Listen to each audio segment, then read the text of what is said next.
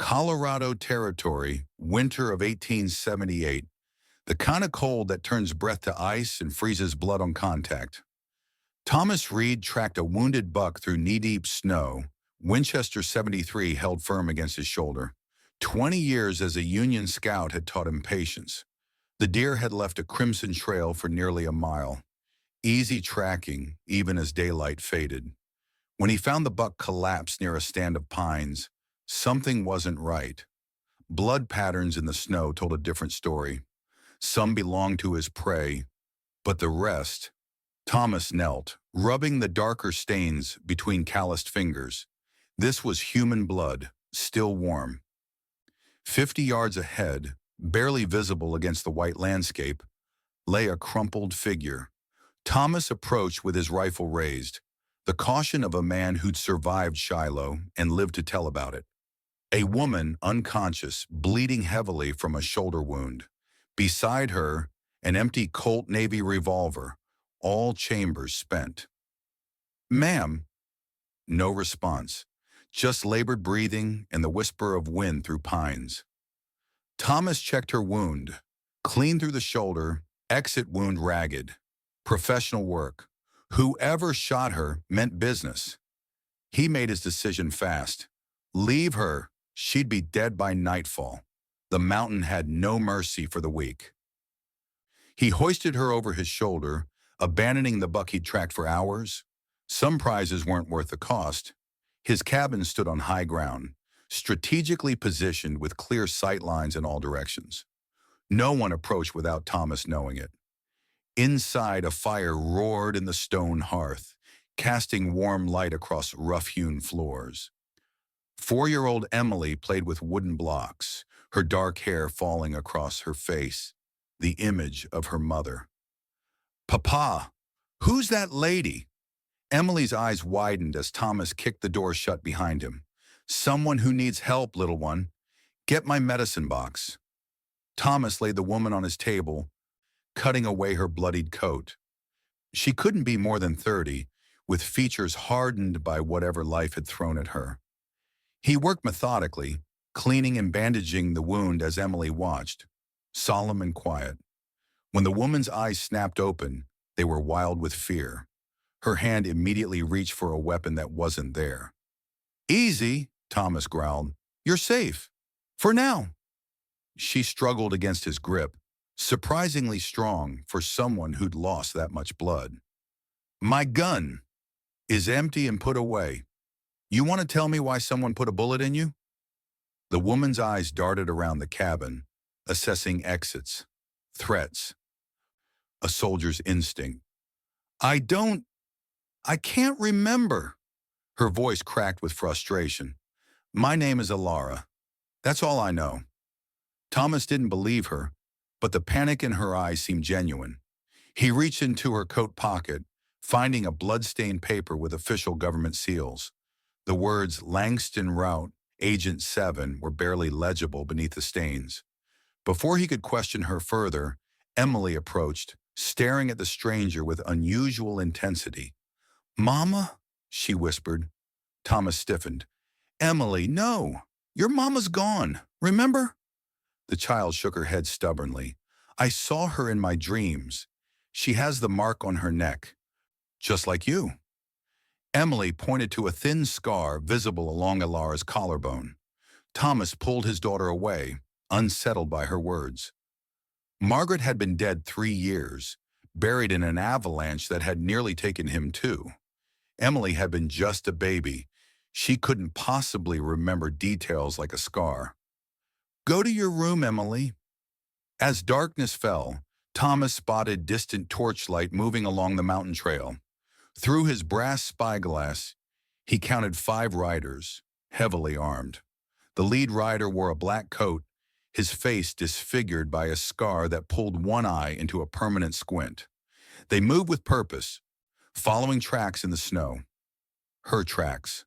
Thomas checked his weapons by habit, 2 Colt peacemakers at his belt, the Winchester by the door, and a shotgun under his bed. Whatever trouble this woman had brought to his doorstep, he'd be ready. Some instinct told him these men weren't lawmen. The way they moved, spread out and watchful, these were killers. 3 days passed. Ilara's fever broke, and with it came fragments of memory. Nothing coherent, just flashes, riding horses at night, documents hidden in dress linings, the flash of gunfire. Thomas kept her hidden in the root cellar beneath loose floorboards when Deputy Hawkins came calling. The lawman's eyes wandered too much, his questions too specific about strangers passing through. Heard reports of gunfire up this way, Hawkins said, declining coffee. Seen anything unusual, Reed? Thomas kept his face neutral. Just hunting. Got myself a buck 3 days back.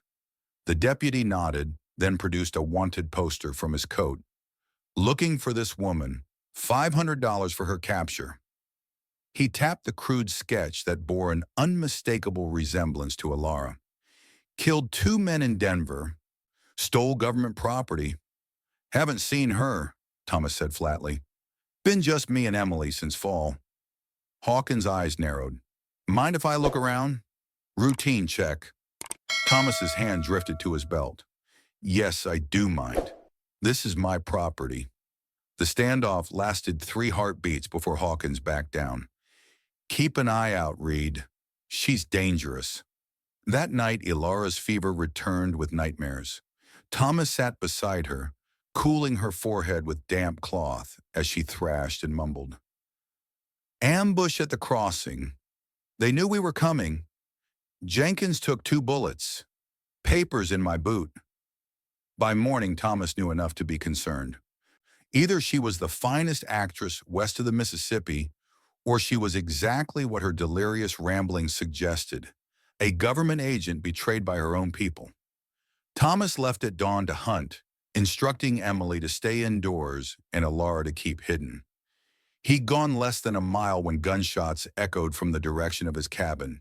He ran, heart pounding, rifle ready. Through the trees, he saw 3 riders circling his home, firing at windows. No sign of Emily or Ilara. Thomas dropped to one knee, steadied his breathing, and squeezed the trigger. The first rider tumbled from his saddle, dead before he hit the ground. The others wheeled their horses, searching for the shooter. Another shot from inside the cabin caught the second rider in the chest. The third fled, disappearing into the tree line. Inside, Thomas found Ilara holding his second peacemaker, Emily hidden safely behind her. The windows were shattered, furniture splintered by bullets. You said you couldn't remember, Thomas accused, checking Emily for injuries. Seems your hands remember just fine. Ilara stared at the gun as if surprised to find it there. I didn't think. It just happened. Thomas examined the dead man's body. Beneath his collar, a tattoo. A rattlesnake coiled around the letters CS. Not a lawman's mark. You need to leave, Thomas said when he returned. They'll come back with more men. Emily clung to Ilara's skirts. No, she stays. This isn't your decision, Emily. She saved me, Papa. Tears streamed down the child's face. The bad men came and she hid me and she fought them. Thomas turned to Ilara, who stood silent, the gun still in her hand. Who are you? The truth this time. She shook her head, frustration evident. I don't remember everything, just pieces. I was carrying something important. Documents, I think. People died protecting me. I was betrayed. Thomas made his decision. Get your things. We're leaving at nightfall. In town, Thomas listened outside the sheriff's office window. Deputy Hawkins spoke with a stranger, the scarred man from the mountain trail. Reed's hiding her, Colonel Slater. I'm sure of it. Then burn him out, the scarred man replied. The Cobra Syndicate cannot allow those documents to reach Washington. They contain every agent we've placed in the government. And the child? A pause. No witnesses. Thomas had heard enough. This was no longer about harboring a fugitive. These men, this Cobra Syndicate, threatened his daughter. Their mistake. He returned to find Ilara teaching Emily to read from one of Margaret's old books. The domesticity of the scene almost made him forget the danger. "We have a problem," he said, loading shells into his shotgun. "The men hunting you aren't lawmen. There's something called the Cobra Syndicate. They mean to kill all of us." Ilara's face paled. "I remember that name. They're Confederate holdouts, extremists planning a second uprising. I was sent to infiltrate them." "By whom?" "The government. Department of War Intelligence." She looked up, eyes suddenly clear. "I'm Agent 7. Ilara Langston." Thomas reached into a hidden compartment beneath the floorboards, removing a wooden box he hadn't opened in years. Inside lay Margaret's personal effects, letters, a silver locket, and a sealed envelope he'd never had the heart to read. The letter inside changed everything. "My dearest Thomas, there are things about my past I've never told you. Before we met, I served as a liaison for war intelligence. My friend Ilara Langston, Agent 7, saved my life in Richmond. If she ever comes to you, trust her as you would trust me. She carries the weight of secrets that could save or doom our fragile peace. All my love." Margaret Thomas handed the letter to Ilara. Her hands trembled as she read. "Margaret," she whispered, "I remember her now. We were friends at Barnard College before the war. She recruited me." Emily watched them from across the room. "I told you," she said simply. "Mama showed me in dreams." They prepared for siege. Thomas reinforced windows, set traps along the approach, and moved supplies to the root cellar. Ilara cleaned every weapon, her muscle memory serving where conscious thought failed. 15 rounds for the Winchester, 24 for the Colts, 8 for the shotgun, she reported. "Not enough if there's more than 10 of them. Then we make every shot count." That night, Thomas showed Ilara and Emily the escape tunnel he dug beneath the root cellar, a relic of war paranoia that might now save their lives. "If I fall, you take Emily and run. 3 miles east, there's a Union outpost. Ask for Captain Miller." Ilara nodded, her face set with determination. "I won't leave you behind." "You will if it means saving my daughter." They slept in shifts, Thomas taking first watch. Near midnight, Ilara joined him at the window. "I remember everything now," she said quietly. "Colonel Slater was my superior. He sent me to infiltrate the syndicate, but he was actually their leader. When I discovered the truth, he tried to have me killed. And the documents? A list of every syndicate agent embedded in the government. Senators, judges, military officers. With it, the government can root them out. Without it, they'll grow stronger until they have enough power to launch a second civil war." Thomas nodded. "Where are they?" Ilara smiled for the first time. "I ate them." At his confused look, she explained, "Special paper. Dissolves in stomach acid after 24 hours. But I memorized the names first. I'm the document now." Dawn brought what they feared. 12 riders approaching from the west, Colonel Slater at their head. "Thomas Reed," Slater's voice carried across the clearing. "Send out the woman and we'll spare your life and your daughter's." Thomas answered with a rifle shot that kicked up snow at Slater's feet. "That's your only warning." What followed would be remembered in Colorado territory for years. The day Thomas Reed and a mysterious woman held off 12 armed men. 4 fell to Thomas's expert marksmanship before they reached the cabin. 2 more died breaching the door, cut down by Ilara's steady hand. The battle moved inside. A bullet caught Thomas in the leg. Another grazed his side. Still he fought, Ilara beside him, back to back, as if they'd trained together for years. When Thomas took a round to the shoulder, Ilara dragged him behind the overturned table. "Emily!" he gasped. "Get to Emily!" Slater and his remaining men pressed their advantage. Ilara, down to her last bullets, prepared for the end. The sound of galloping horses drew everyone's attention. Through the shattered window, a company of blue-uniformed cavalry appeared, rifles raised. "Federal marshals!" A commanding voice shouted. "Drop your weapons!" Slater fired wildly. catching a bullet in return. As he fell, Alara stood over him, Colt aimed at his heart. "This is for Jenkins," she said, and pulled the trigger. The cavalry commander introduced himself as Ezra Grant, Ilara's former handler. "We've been tracking Slater for months. When we intercepted a message about Agent 7 being cornered, I prayed we weren't too late." Thomas, bandaged but alive, sat by the fire while army surgeons tended his wounds. Emily hadn't left his side. "The names, Agent Langston?" Grant asked. Ilara recited 27 names from memory: senators, generals, treasury officials.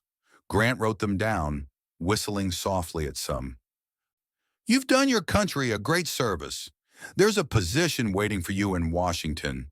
We need agents like you more than ever." Thomas watched Alara's face, waiting for her answer, surprised by how much it mattered to him. She looked at Emily, then at Thomas. "I've served enough. There are others who can carry that weight now." Grant nodded, understanding in his eyes. "The country owes you a debt it can never repay." He tipped his hat to Thomas. "You've got a fine woman here, Reed. I hope you know that." After the marshals departed, silence fell over the cabin. Emily had finally fallen asleep, exhausted by the day's events. "You're staying?" Thomas asked, voice rough from smoke and shouting. Ilara nodded. "If you'll have me." "This place isn't much. Hard winters, harder summers. No place for a government agent." "Good thing I resigned." She moved to his side, checking his bandages with gentle hands. "This ranch needs a woman who can shoot straight and ride hard." Thomas almost smiled. "Reckon it does at that." 1 year later, the Reed Ranch had grown. New horses filled the corral. Cattle grazed on the lower pastures. The cabin had been rebuilt, larger and stronger, with a small schoolhouse added for Emily and neighboring children. Thomas taught Emily to ride, while Ilara taught her to shoot, skills a frontier child needed. Ezra Grant visited occasionally, bringing news of syndicate cells dismantled across the country, thanks to Ilara's intelligence. On a crisp autumn evening, Thomas and Ilara stood on the ridge overlooking their land. Both wore sidearms. Old habits died hard. The setting sun painted the mountains golden purple, a beauty that never diminished. "Any regrets?" Thomas asked, breaking their comfortable silence. Ilara shook her head. "None." "You?" "Not a one." As darkness fell, they spotted dust on the horizon, a lone rider approaching at speed. Thomas's hand moved to his Colt. Ever vigilant. Some chapters ended, but others were just beginning. Whatever came next, they would face it together. The scout, the spy, and the child who had brought them together. In the American West, second chances came to those strong enough to claim them. And nobody was stronger than Thomas Reed and Ilara Langston. Survivors, protectors, redeemed.